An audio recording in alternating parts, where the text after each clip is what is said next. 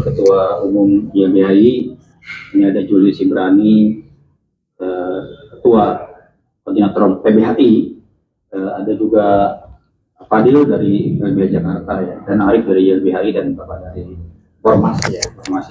Pertama, kami YLBHI dan kawan-kawan memberikan catatan dan temuan tentang fakta-fakta bahwa problem di kepolisian itu sangat banyak. Problemnya baik dari norma, baik dari aparat maupun dari kultur ya, struktur dan kultur. Dan itu banyak hal yang fundamental, mulai dari banyak sekali tindakan-tindakan yang represif dan kemudian kita melihatnya ada banyak peninggalan militeristik yang belum hilang ya, masih terus mengakar. Ada juga soal problem penegakan hukum ya yang paling banyak dipermasalahkan, dari mulai salah tangkap, extrajudicial killing ya, torture, kemudian kasus-kasus di mana undue delay, di mana ada rekayasa, ada fair trial, banyak sekali. Ada juga soal terkait tata kelola ya. Tata kelola ada masalah bagaimana soal mutasi, promosi, pendidikan yang memang penuh dengan permasalahan gitu. Jadi kita mendesak supaya Komisi Reformasi Kepolisian menampung seluruh masukan masyarakat sipil ya, termasuk YLBHI, dan menyelesaikan memberikan rekomendasi juga secara sistematis, fundamental.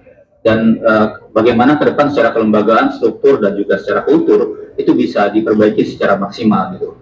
Dan yang gak kalah penting misalnya sekarang ketika bicara penegakan hukum ya, harusnya adalah momentum yang sangat baik ketika revisi KUHP itu menampung semangat reformasi kepolisian. Harusnya bagaimana upaya paksa ya, penangkapan, penahanan, dan yang lainnya dikontrol kuat oleh pengadilan, oleh judicial scrutiny gitu. Nah sayangnya justru KUHP malah dipercepat pengesahannya, sedangkan upaya reformasi ini sedang berlangsung. Maka tadi kami mendesak supaya Presiden segera mengeluarkan Perpu penundaan dan pembatalan KUHP gitu ya. Diperbaiki dulu KUHP secara maksimal, apalagi ini akan berlaku dalam waktu 5 minggu lagi. Sedangkan di lapangan para penyidik itu belum pada tahu KUHP ini. Itu akan sangat membahayakan dan membuat bencana dalam penegakan hukum. Akan sangat banyak posisi-posisi yang kemudian jadi susu jadi chaos atau kacau gitu. Itu sih dari saya.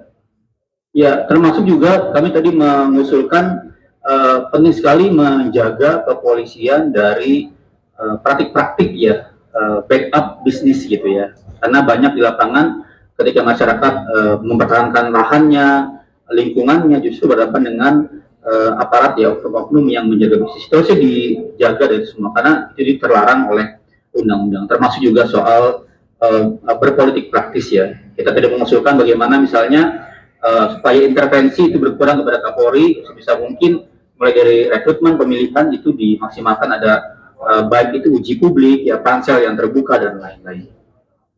Dan seperti mandat dari konstitusi, kepolisian menjadi alat negara ya, bukan jadi alat kekuasaan, alat politik. Itu dari saya, mungkin itu tambahan. Terima kasih Kang Isnur. Selamat siang teman-teman. Julius Ibrani dari PBHI, Perhimpunan Bantuan Hukum dan HAM Indonesia.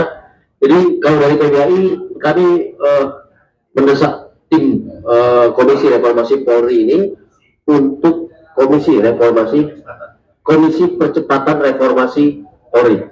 Oke, terima kasih Prof. Jimli atas koreksinya. Nggak cuma pas kuliah dikoreksi, sampai sekarang dikoreksi Prof. Jimli.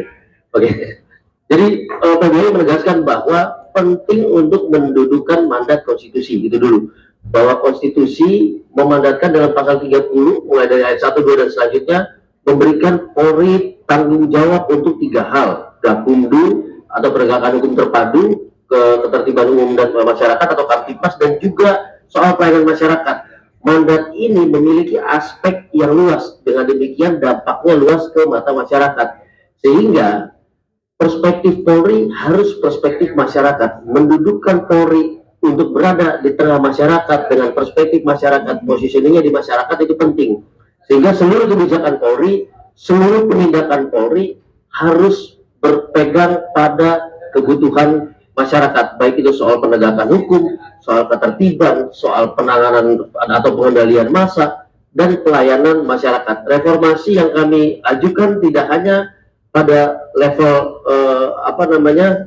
wajah saja apa yang dibuka seperti hal-hal yang dihadapi oleh masyarakat seperti pelayanan administrasi dan lain-lain, tetapi pada level struktural, bagaimana pimpinan itu bisa menguasai atau memiliki kapasitas manajemen tata kelola yang baik, termasuk dalam hal pengawasan di tubuh Polri itu sendiri dengan melibatkan masyarakat. Jadi banyak yang kami sampaikan masukan tadi, tapi yang paling fundamental karena ini levelnya Presiden mendefinisikan pasal 30 itu bagaimana menurunkannya ke Undang-Undang Polri dan mana yang perlu direvisi, karena sudah banyak juga putusan Mahkamah Konstitusi dan juga undang-undang sektoral yang lain yang kemudian memberikan Polri tanggung jawab lebih, sementara pengawasannya tidak mengikuti perkembangan kewenangan dari Polri itu sendiri dan belum ada jaminan partisipasi dari masyarakat. Oleh karenanya terus menghadapi situasi seolah-olah berhadapan dengan masyarakat. Itu catatan dari PBI. Terima kasih.